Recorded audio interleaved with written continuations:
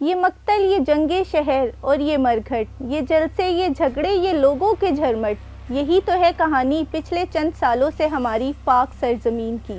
27 نومبر 2024 کی صبح ہر پاکستانی جاگتا ہے تو جاننا چاہتا ہے 24 نومبر کو فائنل کال والوں کا احوال۔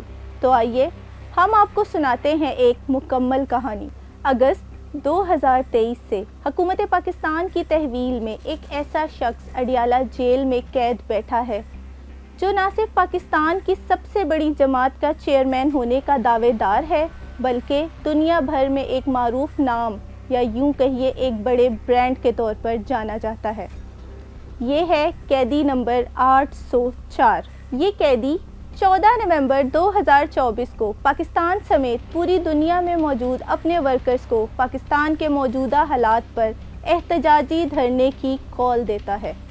تحریک انصاف والے اس کو فائنل کال کے نام سے منسوب کرتے ہیں اور مطالبہ کرتے ہیں کہ ہمارے چیئرمین سمیت تمام بے گناہ قیدیوں کو فی الفور رہا کیا جائے، پاکستان تحریک انصاف کا چوری شدہ مینڈیٹ واپس کیا جائے، حکومت کی جانب سے کی گئی 26ویں آئینی ترمیم کو منسوخ کیا جائے۔ تقریباً 10 دن کے اس وقفے میں حکومت اور پاکستان تحریک انصاف کے درمیان بیک ڈور چینلز پر کئی مذاکرات کے دور ہوتے ہیں۔ کئی بار اڈیالہ جیل کے دروازے کھلتے اور بند ہوتے ہیں لیکن سب بے سود، اور پھر شروع ہوتا ہے 24 نومبر 2024 کا دن۔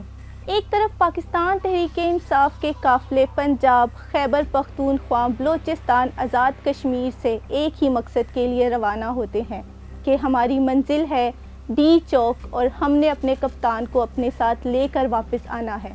تو دوسری طرف حکومت اسلام آباد لاہور سمیت پاکستان کے ہر بڑے چھوٹے شہر کو مکمل طور پر بند کر دیتی ہے۔ اچانک پوری قوم بے وطن کہلائے اپنے دیس میں، اپنے ہی گھر میں بے گھر ہونے والی صورتحال سے دوچار ہو جاتی ہے۔ حکومت اپنا موقف پیش کرتی ہے کہ ملک میں بیلاروس کے صدر تشریف لا رہے ہیں تو کسی صورت بھی دارالحکومت پر چڑھائی کرنے کی اجازت نہیں دی جا سکتی، لیکن پی ٹی آئی کے باضد کارکنان اپنے قائد کی رہائی اور پاکستان میں تبدیلی کے مطالبے کے لیے آگے بڑھتے ہیں، لیکن ان قافلوں کا راستہ آسان نہیں ہوتا۔ حکومت اور پولیس کی جانب سے پورے پاکستان میں رکاوٹیں کھڑی کر دی جاتی ہیں۔ آزاد کشمیر، کراچی، پنجاب سے قافلوں کو کسی صورت آگے بڑھنے کی اجازت نہیں دی جاتی۔ خیبر پختونخوا سے 3 بڑے قافلے وزیر اعلیٰ خیبر پختونخوا علی امین گنڈاپور اور بشرا عمران کی قیادت میں آگے بڑھتے ہیں۔ ایک طرف تحریک انصاف کے کارکنان ہوتے ہیں تو دوسری طرف ریاستی مشینری۔ 3 دن تک دونوں اطراف سے خون ریزی، مار پیٹ، حکومتی وسائل کا بے دریغ استعمال، ظلم اور جبر کے الزامات کا تانتا بن جاتا ہے۔ کٹی پہاڑی کے مقام پر کارکنان اور پولیس میں گھمسان کا رن پڑتا ہے۔ ایک جانب قافلے آگے بڑھتے ہیں تو دوسری جانب شیلنگ اور حکومتی پریس کانفرنسز کا سلسلہ بھی جاری رہتا ہے۔ جب قافلے 26 نمبر چونگی پر پہنچتے ہیں تو ہر طرف سے گولیوں کی آواز آتی ہے۔ پاکستانی میڈیا پر ایف سی اہلکاروں کی شہادت کی خبریں چلتی ہیں۔ حکومت کا موقف آتا ہے کہ پاکستان تحریک انصاف ایک دہشت گرد جماعت ہے اور ان کے کارکنان نے وردی میں ملبوس اہلکاروں پر گولیاں چلا کر ان کو شہید کر دیا ہے، جبکہ بعد میں کچھ ویڈیوز ایسی بھی چلتی ہیں جس سے ظاہر ہوتا ہے کہ اہلکار اپنے ہی پیٹی بھائیوں کی گاڑیوں کے نیچے آ کر شہید ہوئے ہیں۔ شہید اہلکاروں کی نماز جنازہ میں آرمی چیف اور وزیر اعظم پاکستان شرکت کر کے ایک واضح پیغام دیتے ہیں کہ ریاست اب ان مظاہرین سے آئینی ہاتھوں سے نپٹنے کے لیے تیار ہے۔ مظاہرین آگے بڑھتے رہتے ہیں جن کی منزل ہوتی ہے ڈی چوک، اور بشرا عمران کی جانب سے ایک اعلان کیا جاتا ہے کہ جب تک ہمارے قائد ہمارے پاس نہیں آئیں گے کوئی بھی اسلام آباد اور مجھے چھوڑ کر نہیں جائے گا۔ کارکنان آگے بڑھنے کا عہد کرتے ہیں اور یوں تحریک انصاف کا قافلہ ڈی چوک کی جانب بڑھتا چلا جاتا ہے۔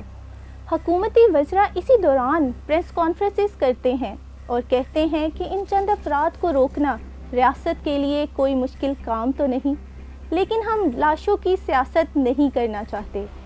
26 نومبر کی رات کو تقریباً 9:30 بجے تحریک انصاف کے کارکنان ڈی چوک پر پہنچ کر قبضہ کر لیتے ہیں۔ وقتی طور پہ حکومتی مشینری پیچھے ہٹ جاتی ہے، لیکن حکومت کے عزائم سے پتہ چلتا ہے کہ یہ ایک بہت بڑے گرینڈ آپریشن کی تیاری شروع ہو چکی ہے۔ اور پھر اچانک رات کے 11:30 بجے اسلام آباد کی فضاؤں کی آواز گولیوں سے گونج اٹھتی ہے۔ تحریک انصاف کے کارکنان میں بھگدڑ مچ جاتی ہے، لوگ پیچھے کی جانب بھاگنا شروع کر دیتے ہیں۔ بھاگتے کارکنان شکوہ کرتے ہیں کہ حکومت نے اپنے ہی شہریوں پر سیدھا فائر کھول دیا ہے اور ہمارے کئی نوجوان شہید ہو گئے ہیں۔ تحریک انصاف کی مرکزی قیادت منظر عام سے غائب نظر آتی ہے، جبکہ وزیر اعلیٰ خیبر پختونخوا علی امین گنڈا پور اور بشرا بی بی سے متعلق بھی متضاد اطلاعات آتی ہیں کہ ان کو حکومت نے اپنی تحویل میں لے لیا ہے، جبکہ کارکنان بتاتے ہیں کہ نہیں، وہ ادھر ہی ہیں، ہمارے پاس موجود ہیں۔ حکومت ایک بھرپور آپریشن کے ذریعے ڈی چوک کو مکمل طور پر مظاہرین سے خالی کروا لیتی ہے۔ اسلام آباد کے اسپتال زخمیوں سے بھر جاتے ہیں۔ تحریک انصاف دعویٰ کرتی ہے کہ ریاست نے ہمارے سینکڑوں نہتے کارکنان کو سیدھی گولیاں مار کر شہید کر دیا ہے، جبکہ حکومت کا دعویٰ ہے کہ انقلاب کے ان جھوٹے دعوے داروں کو ہم نے اسلام آباد سے بھگا دیا ہے۔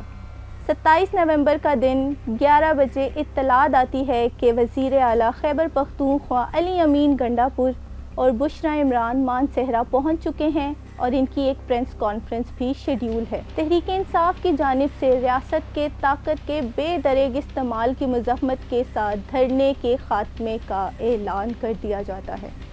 یہ ہے پوری کہانی 24 نومبر 2024 کے دھرنے کی، لیکن یہ ہم سب کے لیے سوچنے کا لمحہ ہے کہ ہم بحیثیت قوم کدھر جا رہے ہیں۔